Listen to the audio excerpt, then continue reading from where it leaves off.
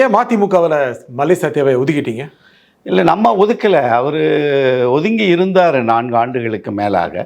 அது எதுக்கு ஒதுங்கி இருந்தார்னு இப்போ எல்லாமே விரிவாகவே நம்ம பேச ஆரம்பிச்சிட்டோம்.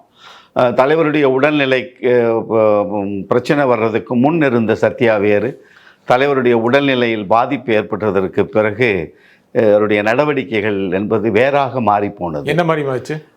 அடுத்து தலைவருக்கு உடல்நிலை சரியில்லை, ஃபேஸ் மேக்கர் வச்சுருக்காங்க, இன்னும் ஒரு ஓராண்டு ஓய்வு எடுக்கணும், அடுத்த கட்டத்தில் நம்ம தான் அப்படிங்கிற ஒரு எண்ணம் வந்துருச்சு. அதற்கு தூபம் போடுற மாதிரி ஒரு 5 தலைவர்கள், திருப்பூர் துரைசாமி, புலவர் செவந்தியப்பன், மதுரை அழகு சுந்தரம் போன்றவங்கெல்லாம் ஒருங்கிணைஞ்சு ஒரு டீம் ஃபார்ம் பண்ணி ஒர்க் பண்ண ஆரம்பித்தாங்க. அவர் தலைவர் ஆகணும்னு ஆசைப்பட்டார்.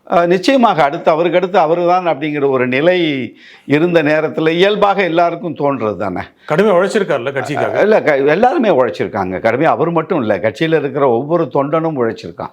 ஒன்றுமே இல்லாமல் சோத்துக்கு சாப்பாட்டுக்கு வழி இல்லாதவங்க கூட அன்றைக்கி சாப்பிட்ற காசை கொண்டாந்து கட்சிக்கு செலவு பண்ணி உழைச்ச தொண்டன்லாம் இருக்கான்.